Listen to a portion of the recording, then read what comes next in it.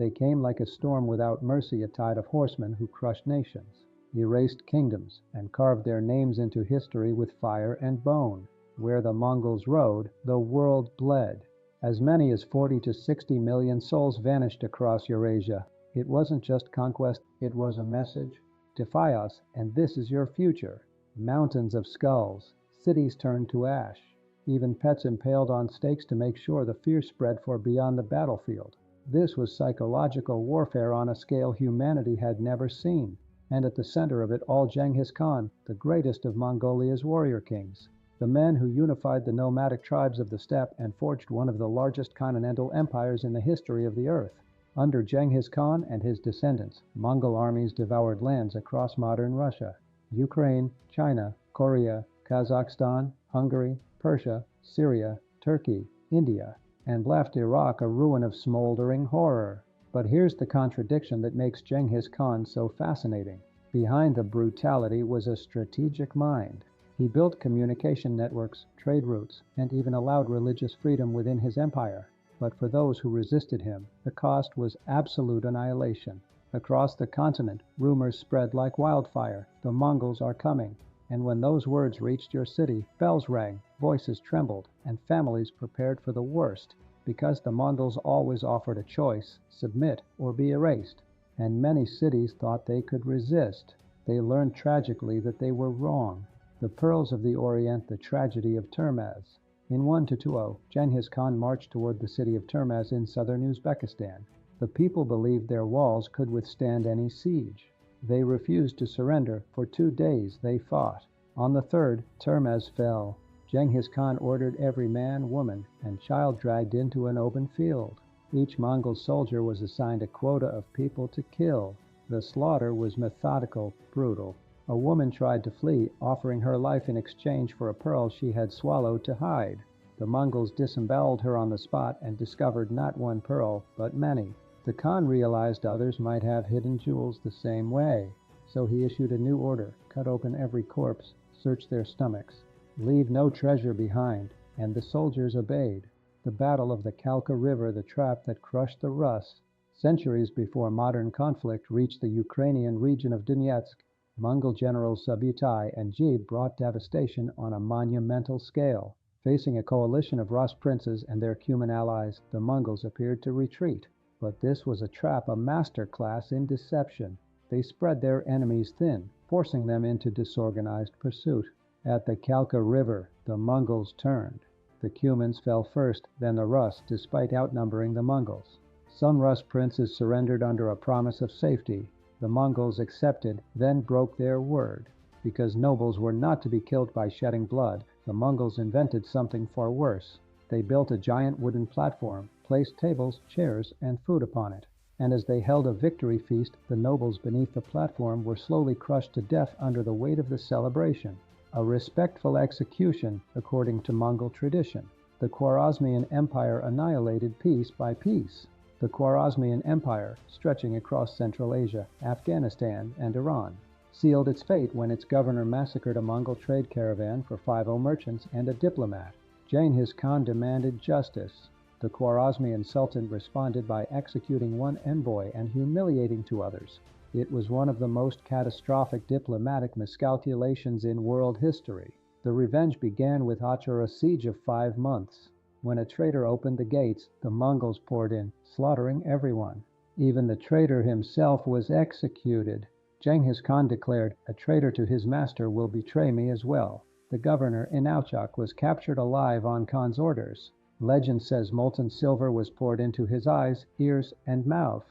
Whether myth or truth, one thing is certain: his death was slow and agonizing. From there, the Mongols erased city after city: Bukhara, Samarkand, Urgench, Merv, Nishapur. Whole populations, millions, were butchered. The empire was wiped off the map. Samarkand, a master class in psychological warfare. Before storming Samarkand, Genghis Khan unleashed a wave of misinformation. His spies whispered lies, stoked rivalries, and fractured the city's leadership. When he attacked with his sons, they marched prisoners forward as human shields. The defenders hesitated, faced with killing their own people.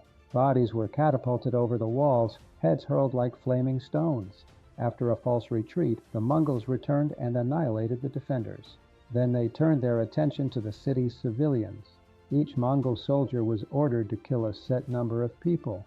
This massacre was systematic, ruthless, and industrial in scale. This was the Mongol way: destroy one city so completely that 10 others would surrender without a fight. Urgench, one of the bloodiest massacres in human history. Urgench resisted fiercely. The marshy terrain made the siege exceptionally brutal. But the Mongols unleashed everything at their disposal: siege bows firing 20-foot arrows, incendiary arrows, mangonels filled with naphtha, thousands of ladders, and mountains of earth to fill the moats. The walls fell. The slaughter began. A Persian historian wrote that each Mongol soldier was tasked with killing 20 for people 50,000 soldiers in total. This number was likely exaggerated, yet all historians agree the death toll was staggering. This was not war. This was annihilation. Merv, a promise broken when the city of Merv begged for mercy. Genghis Khan's son Tolui agreed, and then massacred almost every living soul once the gates opened. The Mongols were feared not only for their brutality, but for their unpredictability. Surrender might save you, or it might doom you. Mishapur, the city that died twice. At Mishapur, a Mongol prince was killed. Till Louis's fury was boundless, he ordered, kill every man, woman, child, and animal, cats, dogs, livestock, everything living. Heads were piled into pyramids so vast it took 10 days to complete. The numbers reported were impossible, but the horror was real. By the end of Genghis Khan's campaign, perhaps 10 to 15 million Khwarezmians were dead. The Sultan never faced the Mongols in battle. He died running, watching his empire vanish behind him. Kiev, the city that stood for 400 years and fell in days. For centuries, Kiev was the shining heart of the Kievan Rus, a center of scholarship, trade, and faith, a city of golden domes and stone cathedrals believed to be unbreakable. But in 1240, the Mongols arrived. Batu Khan and Subutai, two of the greatest commanders the empire ever produced, surrounded the city. The defenders, desperate, launched a final attack on their gate. They failed. The Mongols returned with siege towers and catapults. Stones rained down like thunder from the sky. The walls split open. The defenses collapsed. When Mongol troops surged inside, the city's wooden districts ignited. Citizens fled into the Church of the Tides, the strongest stone building in Kiev, hoping it would protect them. It wasn't enough. As panicked crowds piled in, the floors buckled. The weight was too much. The entire church collapsed, crushing the people who had begged the heavens for mercy. Kiev burned. Most of its population died. The city would not recover for centuries. This was the Mongol message: even the greatest cities can fall. Baghdad, the jewel of the Islamic world, meets its end. And then came the campaign that changed the Middle East forever. Baghdad, the beating heart of the Islamic Golden Age. Home to scholars, engineers, poets, libraries, a city whose knowledge illuminated the medieval world. In 1258, Genghis Khan's grandson Hulagu demanded surrender. The Caliph refused. It was the most tragic mistake in the city's long history. The Mongols breached the walls. The Tigris River turned black from the ink of destroyed books. Centuries of knowledge dumped into the water, and then red, from corpses thrown in by the thousands. Historians believe up to 200,000 to 1 million people died in a single week. The House of Wisdom, one of the greatest libraries ever built, was annihilated. Baghdad's golden age ended in fire, and it never truly returned. This was the legacy of Genghis Khan's empire. Cities either prospered under his rule, or were erased so thoroughly that even their ghosts could not speak. The turning point, the death that shook an empire. But for all the destruction he unleashed, the greatest mystery of Genghis Khan's story begins when he died. And no historian, no chronicler, no ancestor knows how. The records simply state, the great Khan ascended to heaven, a phrase that hides more than it reveals. Some say he fell from his horse during a hunt, his injuries festering into fever. Others whisper of an enemy archer, a lone warrior whose final act was to strike the unstoppable conqueror. The darkest legend tells of a captured Western Shia princess who concealed a blade in her hire and murdered the great Khan in the night before, being tortured to death. And then there is the theory of assassination, that one of his own generals, weary of endless war, ended his life. Each possibility is dramatic, each is possible, and none has ever been proven. But the mystery doesn't end with his death. It begins there.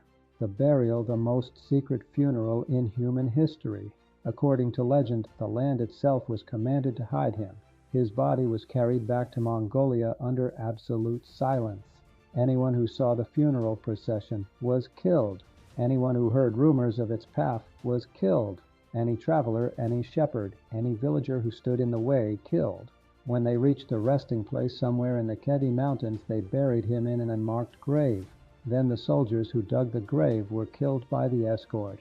Then the escort was killed by another squad, to erase any memory of the route. Some say 10,000 horses trampled the burial site flat to erase every footprint. Others claim an entire river was diverted, its waters flowing now over the hidden tomb of the great Khan. There are even whispered stories that a secret order of guardians still protects the mountain range, threatening anyone who comes too close. Centuries have passed, kingdoms have risen and fallen, empires have turned to dust, but no explorer, no archaeologist, no satellite scan has ever found his grave. It is the ultimate disappearing act. A man who conquered half the world and erased the only place where he still sleeps. The legacy, a shadow that still shapes the modern world. Genghis Khan's empire shattered after his death, but its influence never vanished. It lives in the borders of nations, in the trade routes that became the Silk Road, in the cultures that mixed through Mongol rule. His descendants ruled in China, in Persia, in Central Asia, in the steppes, even parts of Eastern Europe. Some say as many as 16 million men alive today may carry a version of his genetic legacy. But the greatest legacy he left was fear, the kind of fear that changes history, the kind of fear that outlives empires. And maybe that is why his grave remains hidden, not because he feared being found, but because he feared being worshipped. He wanted no shrines, no temples, no followers kneeling at his bones. Only silence, and in that silence, his legend became immortal. To this day, under the endless Mongolian sky, the wind still whispers the same question. Where lies Genghis Khan, the man who conquered the world and then vanished from it? And the earth keeps the secret.